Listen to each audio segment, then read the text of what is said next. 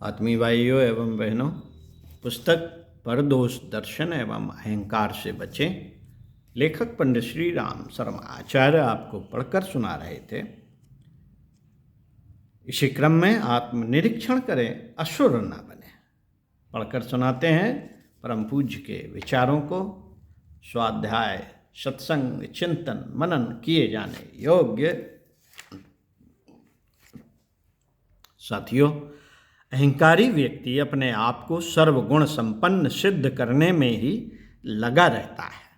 अहंकार की तुष्टि के लिए दूसरों के दोष खोजने तथा बखानने में शक्ति नष्ट करता रहता है। इसलिए न तो अपने दोषों का अध्ययन कर पाता है और न उसका शोधन करता है।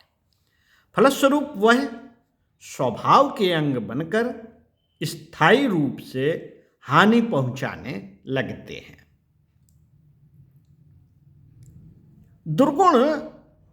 दुर्गुण जब स्वभाव की गहराई तक प्रवेश कर जाता है, तब उसे व्यवहार करने में न तो लाज आती है और न आत्मग्लानि होती है।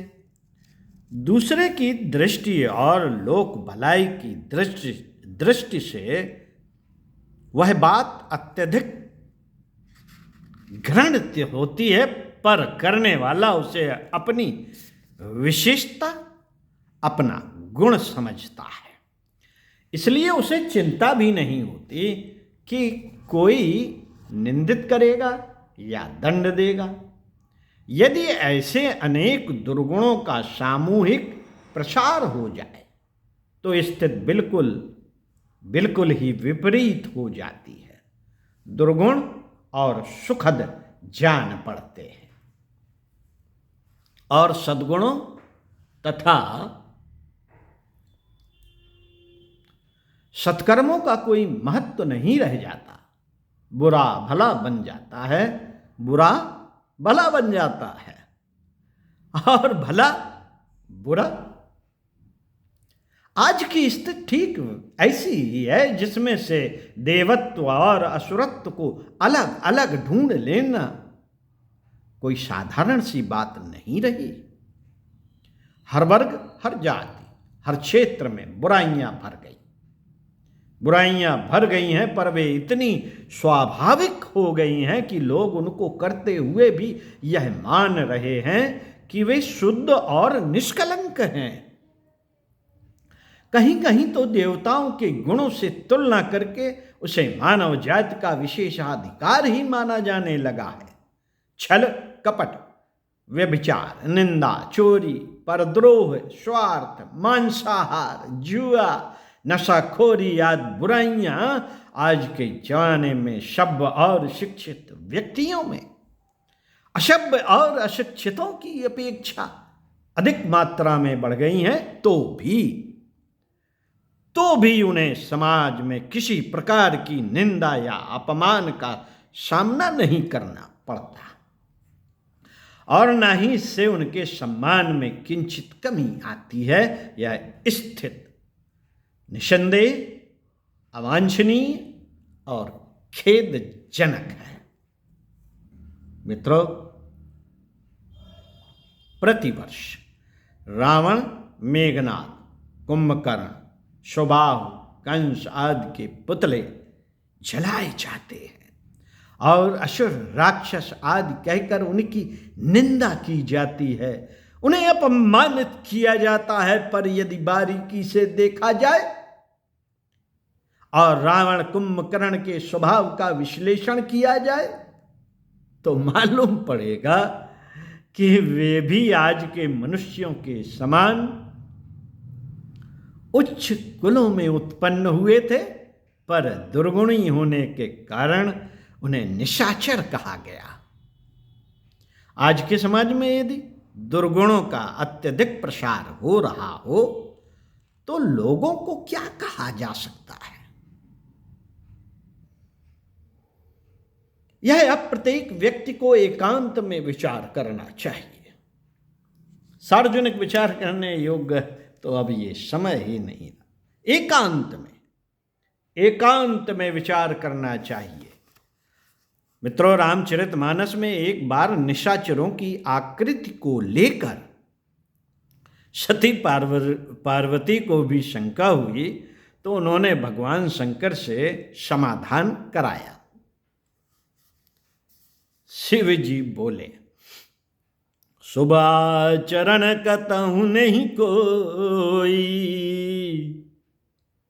शुभ आचरण कतहु नहीं होई, ओ देव विप्र गुरु मान न कोई, नहीं हर भगति यज्ञ जप ज्ञान, ओ सपने हूँ सुनी न वेद पुराण, भाड़े खल बहु चोर जुआरा, ओ जेलम पट पर धन पर दारा, माँ नहीं मातु पिता नहीं देवा, ओ साधुन सन करवा वही सेवा, जिनके यह आचरण भवानी, ते जाने निश्चर सब प्राणी।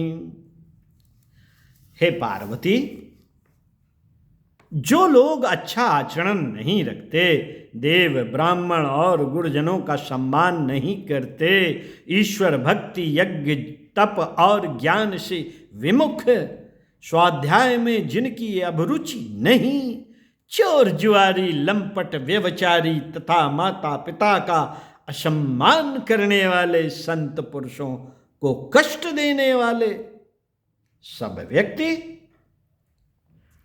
जिनके ऐसे आचरण हो, निशाचर कहे जाते हैं।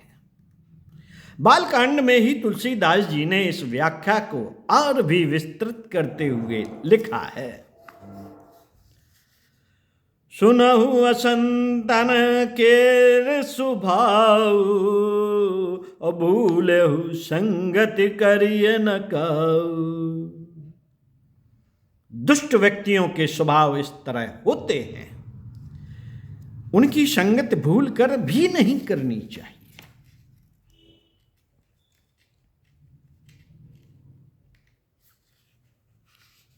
खलन आगे,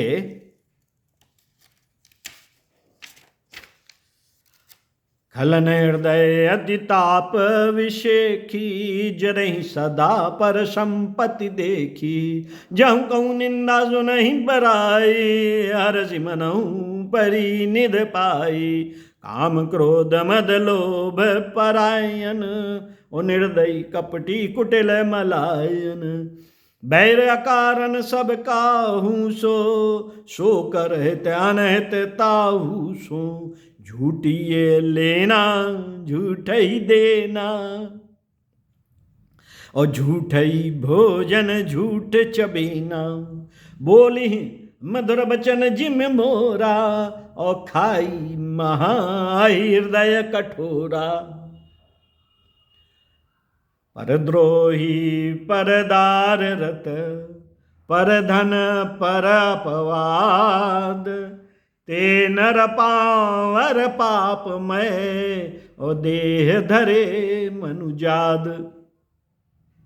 दुष्ट व्यक्तियों के हृदय में जलन रहती है, ईर्ष्यालु होते हैं, दूसरे की निंदा से बड़े प्रसन्न होते हैं, काम क्रोध मद लोभ में डूबे हुए निर्दयी कपटी कुटिल मलिन वृत्ति के लोग सभी से अकारण ही वैर करते हैं। जो हित करता है वे उसका भी अनहित करने से नहीं चूकते। आहार से लेकर रहन सहन और प्रत्येक व्यवहार में केवल झूठ को ही आश्रय देने वाले, वाणी से मधुर पर हृदय से कठोर, द्रोही व्यभिचारी, ये सब मनुष्य शरीर होते हुए भी नीच निशाचर ही हैं।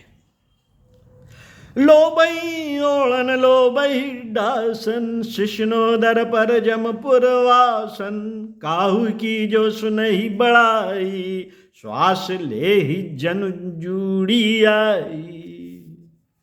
जब काहू के देखहि विपत्ति, सुखी भय मानहु जग नृपति, स्वार्थ रत परिवार विरोधी, लंपट काम क्रोध अति क्रोधी, मातु पिता गुर विप्र न मानहि, आप गए अरु घालहिया नहीं, करहि मोह बस द्रोह परावा, संत संग हरि कथा न भवा, अवगुण सिंधु मंदमत कामी, वेद विदूषक पर धन स्वामी। साथियों, अत्यंत लोभी, शिष्णोदर परायण, दूसरे की प्रशंसा सुनकर दुखी होने वाले, दूसरों के कष्ट सुनकर हार्दिक प्रसन्नता अनुभव करने वाले, परिवार विरोधी, कामी, क्रोधी, सत्संग और ईश्वर उपासना से विमुख, अवगुणी या अबुद्धि कामी तथा वेद का उपहास करने वाले व्यक्ति ही निंदनीय है। इनके कामों को सदैव निंदा की जानी चाहिए। साथियों, वर्ग विशेष के कर्तव्यों का बोध कराते हुए अयोध्या कांड में मानसकार ने बड़ा सुंदर प्रसंग प्रस्तुत किया है। युवराज भरत अपने पिता सम्राट दशरथ की मृत्यु का शोक करते हैं। गुरु वशिष्ठ ने शोकातुर भरत को अपने पास बुलाकर कहा, भरत, इस संसार में जीवात्मा पुण्यार्जन के लिए विविध रूपों में प्रकट होता है। जो अपने जीवन लक्ष्य को पूरा करते हुए इस संसार से विदा होते हैं, उनकी मृत्यु पर शोक नहीं करना चाहिए। शोचनीय तो वे लोग होते हैं जिन्होंने अपने धर्म का, अपने कर्तव्यों का पालन नहीं किया होता है।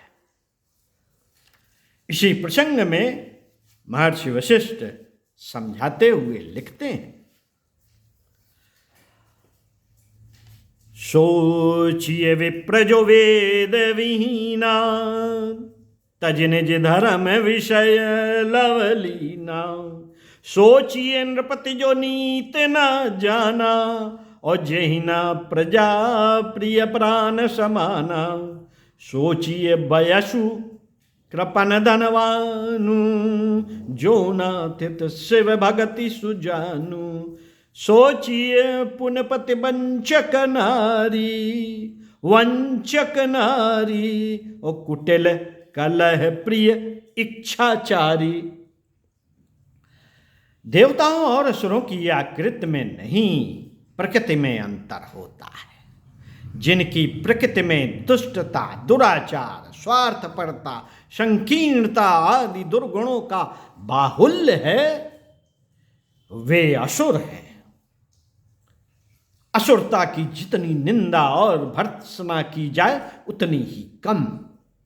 इसी दृष्टि से रामायण आदि ग्रंथों में असुरों के प्रति घृणा भावों की अभिव्यक्ति हुई है।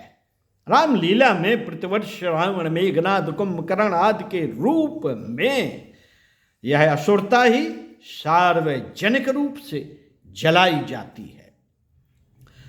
मित्रों, आत्मनिरीक्षण करके हमें अपने भीतर की छिपी असुरता को ढूंढ निकालना चाहिए और उसका उसी तरह दमन करना चाहिए जैसा कि भगवान राम ने किया था। इसी रीत नीति को अपनाकर हम मनुष्यता को सार्थक कर सकेंगे और देवत्व की ओर बढ़ते हुए परम लक्ष्य तक पहुंच सकेंगे।